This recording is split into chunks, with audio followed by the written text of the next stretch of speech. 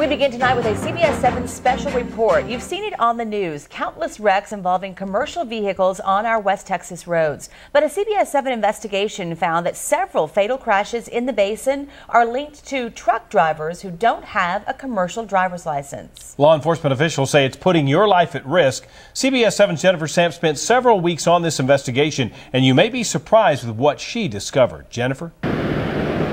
Jay Tatum, it's late in the night and there's still a lot of industrial drivers here off of I-20. Now, many of these truck drivers require a commercial driver's license or CDLs. But in our investigation, we found out that not everyone is following the rules, and it's putting drivers in danger.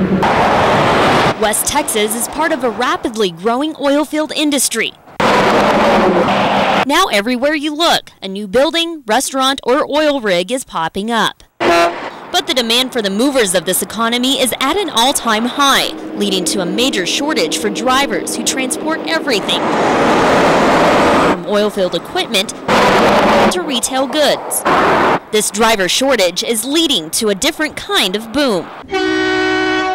In a one-month investigation, we found that a number of crashes are linked to truck drivers who hit the road without a commercial driver's license. In just 1 year, 350 crashes in the Permian Basin involved drivers behind the wheel of a commercial vehicle without a CDL. In those crashes, 14 people were killed.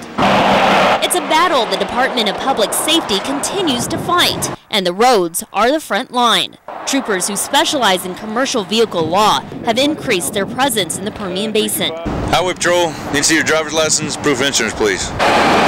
In 2010, the Texas Department of Public Safety issued 139 tickets to truck drivers without a CDL. Last year, that number went up to 200, and so far this year, 300 tickets have been issued.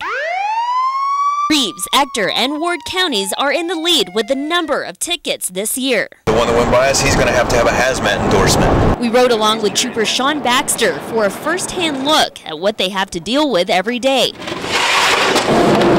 From weighing these trucks to checking for faulty tires. And the main reason for that is safety. He says drivers who lack training for a CDL do not know how to care for their trucks or how to safely drive them. The weight of the vehicle and the speed of the vehicle greatly contribute to the damage and the possibility of severe injury or death. Trooper Baxter says the majority of truck drivers follow CDL rules and are licensed. Bob Timmons is one of them. He's been a certified commercial driver for more than 10 years and says drivers who drive without being trained and licensed are giving them a bad name. We had to go through all the training and everything and get the CDLs. They should have to do the same. Our investigation revealed violators do not drive for major corporations, but small independent companies.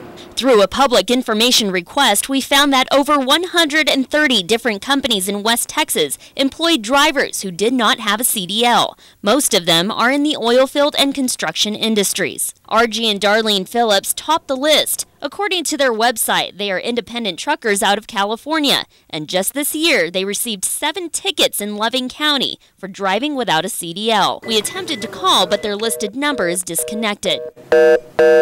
Not far behind on the list is Bartlett Construction in Midland. Drivers had 6 tickets in several different counties in the Permian Basin. We made multiple attempts to contact the owner, Andrew Bartlett, for an explanation. We even spoke to his assistant, but as of news time, he has not commented. So why are so many of these companies willing to risk lives and break the law? Whenever you're making the kind of money that they're making every day out on the road, it's worth the risk for them. We spoke with several county judges across West Texas who say something needs to be done, or repeat offenders will just continue to pay the small fee.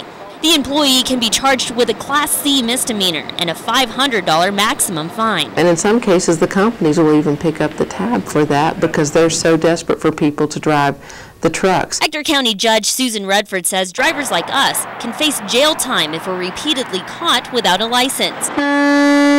But the punishment for truck drivers is not nearly as harsh. Until you really stiffen those penalties and make it where it catches their attention, I think we're going to continue to see a growing problem. We contacted state and national lawmakers and showed them what we found. They also agree something must be done. Because it's a fairly new problem because of the boom, Our laws really don't address it like they should. State Representative Tryon Lewis says he will look for a solution in the next legislative meeting. This has gotten to be a real problem because companies in the Permian Basin are so desperate for truck drivers that they are in some cases not investigating whether their drivers have CDL licenses. The legislature is going to be in session in January. But until then, troopers say they're doing what they can to enforce the law, hoping it's enough to curb the danger on the roads. According to DPS, companies can be audited, which could lead to fines based on the gross income their company makes. But I'm told because of limited manpower, it can take up to a year for the company to be audited. In Odessa, Jennifer Sand, CBS 7 News.